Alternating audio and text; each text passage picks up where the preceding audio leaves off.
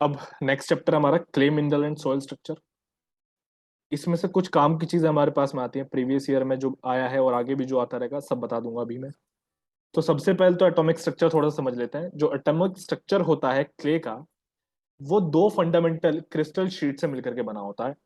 एक sheet tetrahedron होती है, ये शेप है टेट्राहेड्रन, और एक शीट ऑक्टाहेड्रल होती है। तो जो ये टेट्राहेड्रल शीट है उसको हम सिलिका शीट बोलते हैं, एंड जो ऑक्टाहेड्रल शीट होती है उसको हम एल्यूमिना शीट बोलते हैं।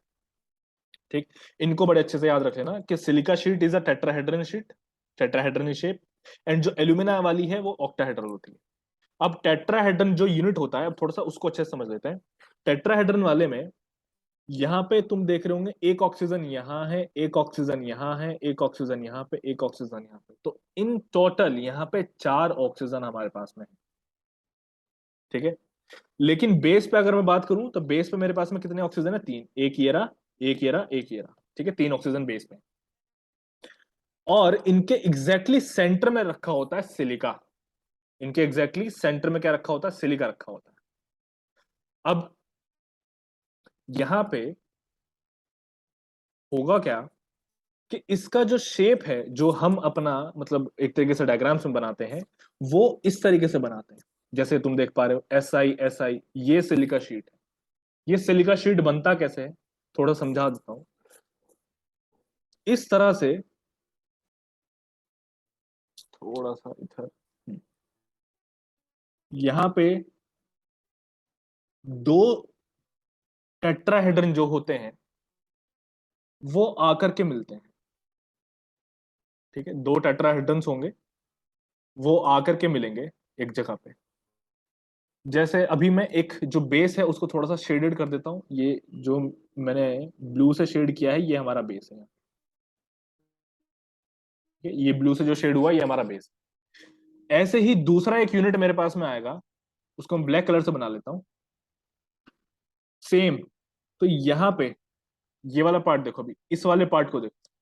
तो जो रेड वाला है इधर से ऐसे आ रहा है, ऐसे यहाँ पे ऑक्सीजन एटम है, ऐसे ही यहां से एक दूसरा आएगा, वो ऐसे ओवरलैप होंगे, वो आपस में ऐसे आकर के। ठीक है, तो यहाँ पे जो एक सिलिका शीट बनती है उसमें क्या होगा, यहाँ पे एक सिलिका रखा होता है, ऐसे ही जब दूसरा आकर के इधर से मिलता है पूरा पूरा स्ट्रक्चर, तो एक सिलिका यहाँ पे होता है, तो दो मिल जाते हैं। इस तरीके से दो सिलिका बनते हैं यहाँ पे मिलकर। ठीक है, ये क्लियर हो गया होगा। अब 3 ऑक्सीजन जो होते हैं वो बेस पे होते हैं। ठीक, अब होता क्या है, टोटल अगर मैं बात करूं, तो चूंकि यहाँ पे शेयर हो रहे हैं, तो टोटल ऑक्सीजन के चार्जेस की अगर मैं बात करूं तो टोटल ऑक्सीजन हमारे पास में हो गए 6 और -6 टोटल। -2 ये रहा, -2 ये रहा, एंड -2 ये रहा, तो टोटल हमारे पास में हुआ यहाँ पे -6। और हमारे पास एक क्या है, +4 सिलिका है, तो ये कितना आया? -2 आया। अब ये जो -2 है इसको दो शेयर कर रहे हैं, दो यूनिट्स जो है शेयर कर रहे हैं, तो इसलिए इसको दो से डिवाइड करते हैं, तो ये -1। तो ये हमारे पास में एक यूनिट पे जो नेट चार्ज आता है वो -1 आता है। ठीक है, यहाँ पे नेट चार्ज जो है वो -1 आएगा। इस तरीके से आता है नेट चार्ज यहाँ पे -1। तो जो हमारा प्रीवियस ईयर में क्वेश्चन आया हुआ है वो क्या क्या है, वो एक तो नेट चार्ज के बारे में आया है, एक शेप के बारे में आया है जो मैं ऑलरेडी बता चुका हूं। तो प्रीवियस ईयर का क्वेश्चन यहाँ पे लिख लेते हैं, इनको याद कर लेना। अब ऑक्टाहेड्रल पे आ जाओ। ऑक्टाहेड्रल में क्या होता है, यहाँ पे ऐसे OH होता है, यहाँ पे OH होता है, यहाँ पे OH होता है, और सेंटर में हाइड्रोजन होता है।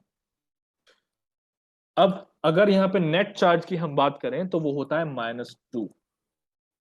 अब देख लो, अगर एक एटम जो है सेंटर पे वो एल्यूमिनियम का आ जाए, इसी में बात कर रहा हूं मैं, हाइड्रोजन की जगह पे अगर एल्यूमिनियम आ जाए तो उसको मैं गिब्साइट शीट कहूंगा। मोस्ट इंपॉर्टेंट चीज बता रहा हूं।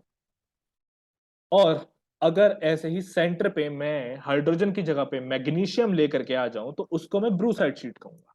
ठीक है, एक गिब्साइट शीट, एक ब्रूसाइट शीट, दो शीट्स हो जाएंगे। अब एक होता है हमारे पास में आइसोमॉर्फस सब्स्टिट्यूशन। आइसोमॉर्फस सब्स्टिट्यूशन क्या होता है?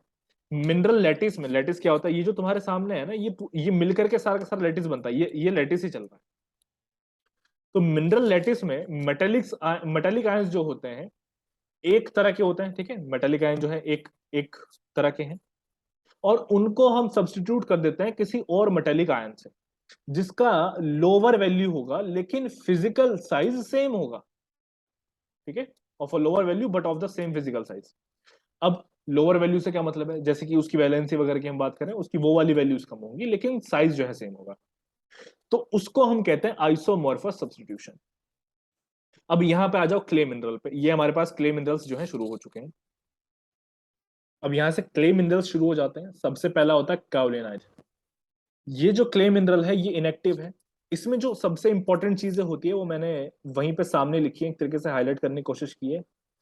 इसका एक्टिविटी नंबर 0.35 से कम होता है, इनएक्टिव होता है ये कैवलिनाइट। सिंगल शीट होता है सिलिका का और सिंगल शीट होता है गिब्साइट का, दो चीजें मिलकर के बनती हैं, एक सिलिका और एक गिब्साइट।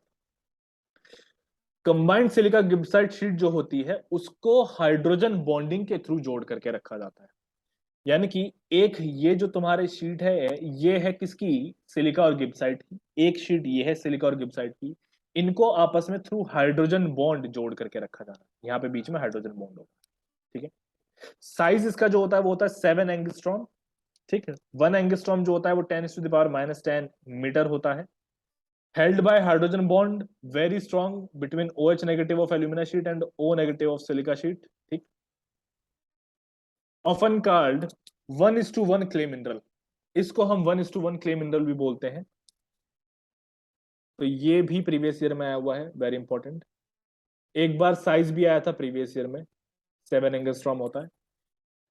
अब नेक्स्ट आ जाओ हेलोसाइट पे, ये नेक्स्ट हमारा मिनरल है, क्ले मिनरल ऑफ कैवलिनाइट ग्रुप, उसी ग्रुप का क्ले मिनरल है ये भी।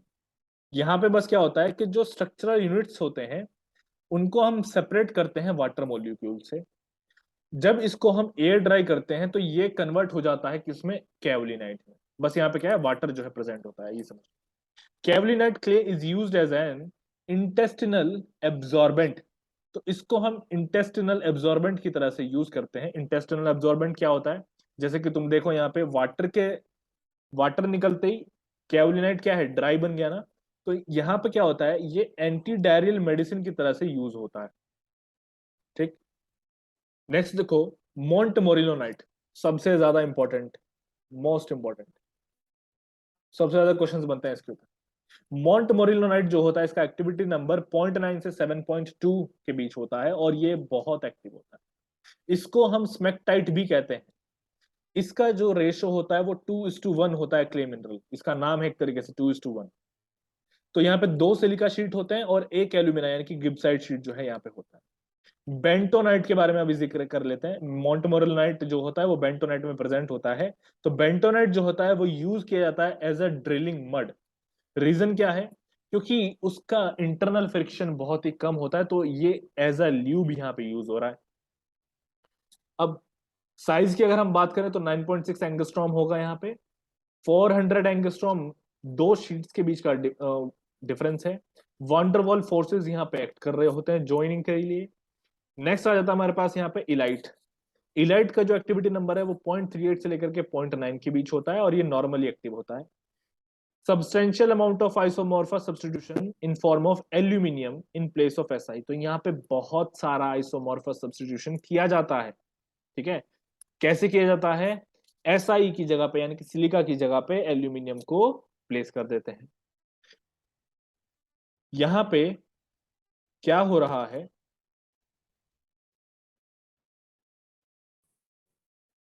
अब यहां पे इसको भी हम 2:1 क्ले मिनरल कहते हैं, ठीक है। इसका साइज 9.6 एंगस्ट्रॉम होता है, बिल्कुल उसी तरीके से जैसे ऊपर था।